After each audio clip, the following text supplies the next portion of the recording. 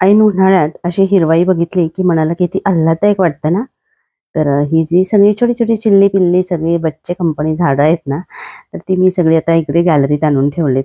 त्याचं कारण म्हणजे आता ह्या सगळ्यांना इकडं पाणी घालणं सोपं होतं. त्याचं कारण म्हणजे मी आता जाणार आहे गावी 2 दिवसांसाठी. आणि मग आता तर उन्हाळा चालू झालाय त्याच्यामुळे रोज पाणी द्यायला लागतंय. आणि मी घरात नसले तर इथं एकत्र सगळी झाडं असली ना की त्यांना पाणी देणं खूप सोपं जातं. म्हणजे मी गावी जाणार आहे, पण मिस्टर आणि मुलगा इथेच आहे. तर एकत्र सगळी झाडं असली की पाणी द्यायला बरं पडतं.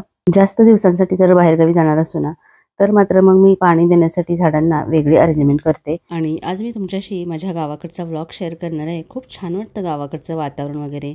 तिथली यात्रा आहे तर तिकडे मी जाणार आहे. तर खूप सुंदर व्हिडिओ आहे. व्हिडिओ शेवटपर्यंत नक्की बघा. आणि आधी मी सगळ्या झाडांना पाणी घालून घेणार आहे. खरं तर ना खूप उशीर झालाय, कारण काल मी गेले होते छावा पिक्चर बघायला आणि तिथून आल्यानंतर खूप उशीर झाला आणि दुसऱ्या दिवशी लगेच सकाळी उठून मला गावी पण जायचं होतं आणि मी एसटीने जाणार होते, त्याच्यामुळे तर मला लवकरच निघावं लागणार होतं. तरी सुद्धा म्हटलं झाडांना आधी पाणी घालून घेऊयात, कारण कुठे पण बाहेर गेलं ना तरी झाडांची काळजी वाटत राहते, झाडांची आठवण येत राहते. एवढी प्रेमाने जोपासलेली असतात ना आपण. तर पटकन झाडांना पाणी घालून घेतलं. इतकं गुलाबाला कळ्या आलेत ना, म्हणजे 2-3 दिवसानंतर उमलतील त्या. आणि बॅग वगैरे तर आधीच भरून ठेवलेली आणि सकाळी नाश्ता बनवलेला. आता फक्त ड्रेस घालायचे आणि पटकन निघायचं आहे. आणि पाणी पिऊन एकदम फ्रेश तरोताजा झालेले आहेत सगळी झाडं. इतकं छान वाटते ना बघून. चला तर आता निघालेली आहे मी. आणि निघतानाचं काही शूट केलं नाही, कारण खूप गडबड झाली आणि स्टॉपवर गेल्याच मला एसटी मिळाली. म्हटलं शिवशाही वगैरे मिळेल, पण मिळाली ती लालपरी. म्हटलं ठीक आहे चला, पटकन मिळाली तर ती सोडायची नाही एसटी. तर मग स्टॉपवर एसटीची वाट बघण्यात खूप वेळ गेला की खूप कंटाळा येतो. आणि जाताना तर तुम्हाला माहितीच आहे की एक मोठा घाट आहे, कुंभारली घाट, जवळजवळ अर्ध्या तासाचा आहे. आणि त्याच्यानंतर पुढे गेल्यानंतर हा रोड बघा. आणि या रस्त्याने प्रवास करताना ना खरंच लडाखमधून प्रवास करतोय की काय असा अनुभव येतो. इतका हा रोड खराब झालेला आहे.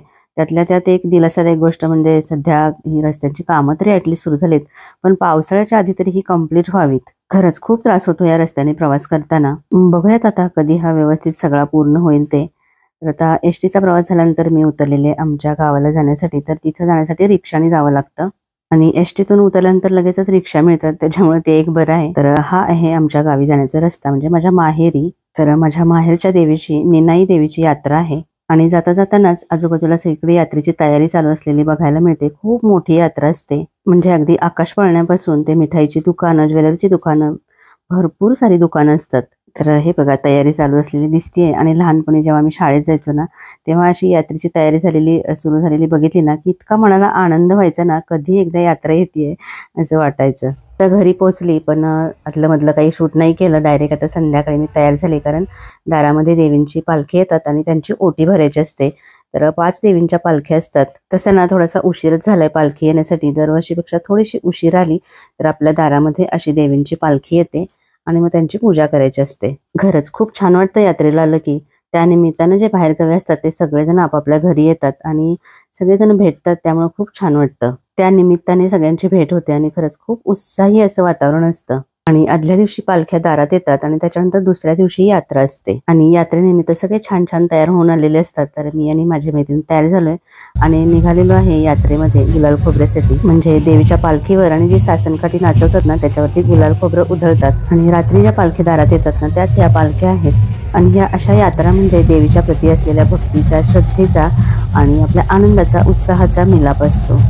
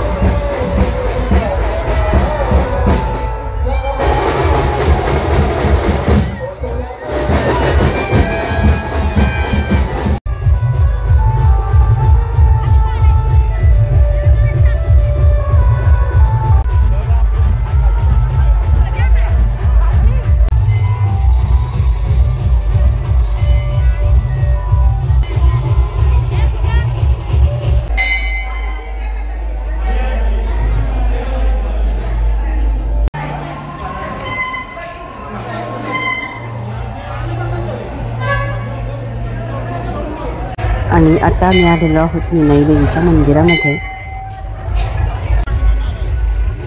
खूप सुंदर मंदिर आहे आणि मंदिराच्या समोरची ही दीपमाळ आणि ना तर समोरून नदी वाहते, पण मी ते शूट करायचं राहून गेलं। नंतर कधीतरी आले ना तर तुम्हाला दाखवेन। मंदिराच्या इथूनच खूप सुंदर दिसते नदी, कोयना नदी।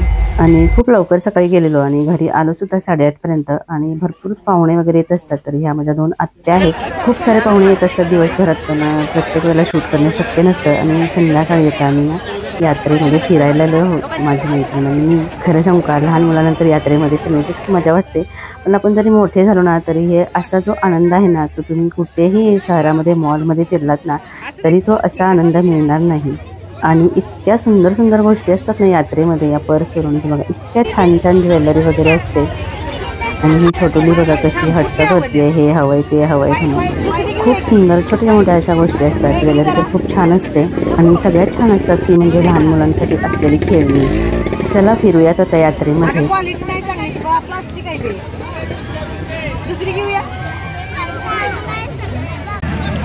हे आकाश पाळणे जे असतात ना ते बघायला छान वाटतात, पण मी मात्र कधीच याच्यामध्ये बसले।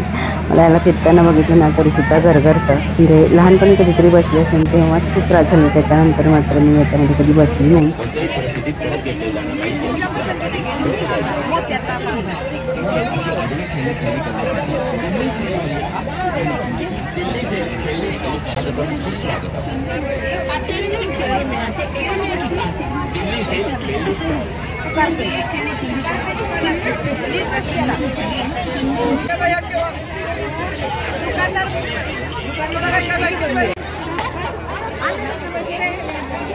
आणि आता जाऊयात मिठाईच्या दुकानामध्ये। खरं तर आता आपण एवढी मिठाई खात नाही, पण इतके वेगवेगळे प्रकार असतात ना इथं। आणि गर्दी बघा, देवीचा प्रसाद म्हणून चुरमुरे आणि पेढे घेतले जातात आणि या गोष्टींची सर शहरातल्या स्वीट मार्टला कुठे। आणि ही माझी मावशी पण आलेली आहे।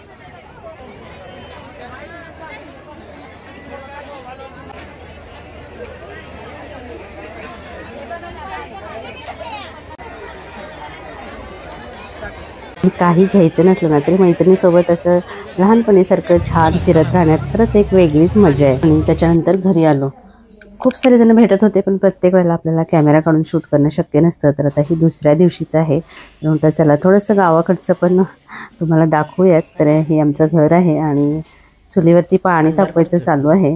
आणि मला खूप आवडतं असं, मी गावाला गेले ना तरी सकाळी लवकर उठते आणि चालायला वगैरे जाते। नंतर सकाळी असं मस्त पाणी तापवत बसते चुलीवरती। आणि ही जी मागची खोली आहे ना तिथं फक्त टॉयलेट, बाथरूम आणि भांडी घासण्यासाठी जागा आणि पाणी तापवण्यासाठी चूल वगैरे असंच आहे। मागे एकदा मी हे माझं गावाकडचं घर दाखवलेलं आणि खरं तर आत्ता सुद्धा ते दाखवायला पाहिजे होतं, पण खरं सांगू का मी विसरूनच जाते कधी कधी शूट करायचं। आणि ही बाजूच्या काकीची गाय आणि कोंबड्या वगैरे, तर लहानपणापासून हे सगळं अनुभवलेलं असतं, पण तेव्हा त्याची किंमत कळत नाही। आणि जेव्हा आपण बाहेर जातो ना तेव्हा आपल्याला या सगळ्या गोष्टींची किंमत कळते। खरं तर गावाकडे आले ना की मी नेहमी सतत धावत पळत असते, इकडे जा तिकडे जा, पण यावेळेला मात्र मी ठरवलं होतं की 2 दिवस रिलॅक्स राहायचं, अजिबात कुठे इकडे तिकडे जायचं नाही, कुठली खरेदी करायची नाही, कुठल्या दुसऱ्या गावाला जायचं नाही। तर त्याप्रमाणे मी 2 दिवस राहिली इथे। आणि दुसरी गोष्ट म्हणजे ह्या सगळ्या गडबडीत माझं पित्त एवढं वाढलं होतं आणि डोकं खूप दुखत होतं। तर शुक्रवार शनिवार मी तिथे राहिली आणि रविवारी मिस्टर आणि मुलगा आलेले आणि आता मी परत निघालेलो आहोत। तर ना जाताना मी आवर्जून एका ठिकाणी थांबते, ते म्हणजे भाजी घेण्यासाठी। पण ना तिथं इतकी गर्दी होती की तिथं मोबाईल नेणं शक्य नव्हतं, पण मी तुम्हाला दाखवते किती ताजी भाजी मी घेतली आहे ते। आणि जातानाचा तो रोड मी तुम्हाला दाखवलेला, त्यामुळे आम्ही आता दुसरा एक रस्ता जो आडवाटेने जराशी डोंगरदऱ्यातून जातो ना तर तिथून चाललेलो आहोत। म्हणजे जो येतानाचा मी जो रोड दाखवला त्यालाच पॅरलल असा हा रोड आतल्या बाजूने आहे, फक्त थोडासा सुनसान असा रस्ता आहे, त्याच्यामुळे इथून आम्ही कधी जात नाही। आणि जो मेन रोड आहे तो इतका खराब आहे, त्याच्यामुळे म्हटलं चला इकडून जाऊयात। तर इकडे ना पवनचक्क्या वगैरे आहेत, बहुतेक आलं असेल शूटमध्ये। खूपच आतून असा हा रस्ता आहे डोंगरदऱ्यातून, पण इथं जास्ती रहदारी नसल्यामुळे रोड किती छान आहे बघा। म्हणजे छोट्या छोट्या गावांमधून जातो हा रस्ता, खूप सुंदर आहे। आणि आम्हाला निघायलाच तिथून खूप उशीर झालेला, त्यामुळे जवळजवळ अंधारच पडलेला, पण दिवसा इथून यायला काही हरकत नाही। आणि येताना हा पूल लागतो कोयना नदीवरचा, आणि खरं तर येईपर्यंत 8:30 पावणे 9 झालेले, खूप उशीर झालेला। मी आता तुम्हाला तिकडून काय भाजी आणली ते दाखवते। खरंच आमच्या इथे तर एवढ्या ताज्या भाज्या खरंच मिळत नाहीत आणि ह्या भाज्या म्हणजे ना मला खूप प्रिय आहेत. ही जी गाजरं वगैरे असतात ना किंवा ज्या गावच्या काकड्या वगैरे असतात ना त्या मला खूप आवडतात आणि मी तिकडे गेली की आवर्जून या गोष्टी आणत असते. ही वांगी जी मला खूप आवडतात आणि तिकडून आणले तर किती फ्रेश आहेत बघा, नुसतीच शेतातून काढून आणलेली आणि इथल्या बाजारातून आणलेली नुसती सुकलेली असतात. अजिबात चांगली टेस्ट लागत नाही. आणि हा हरभरा जो की मला संक्रांतीला सुद्धा चांगला मिळाला नव्हता, तो आता तिथे मिळाला. खरं तर आल्यानंतर प्रवासाने एवढा कंटाळा आलेला आणि डोकं सुद्धा खूप दुखत होतं, तरी सुद्धा मी आल्या ह्या सगळ्या भाज्या जिथल्या तिथे व्यवस्थित फ्रीजमध्ये ठेवून टाकल्या. आणि हे भरतासाठी असं एक मोठं वांग आणले. खरं तर हे भरताचं वांग नसतं, पण याची सुद्धा भरीत आहे ना ते खूप चांगलं लागतं. रेसिपी मी उद्या शेअर करेन. तर अशी ही माझी गावची 2 दिवसाची ट्रिप आणि माझ्या गावचा हा व्हिडिओ तुम्हाला कसा वाटला, आवडला का, हे मला नक्की कमेंट करून सांगा. पुन्हा भेटूया अशाच एखाद्या छानशा व्हिडिओसह. तोपर्यंत खुश राहा, आनंदी राहा.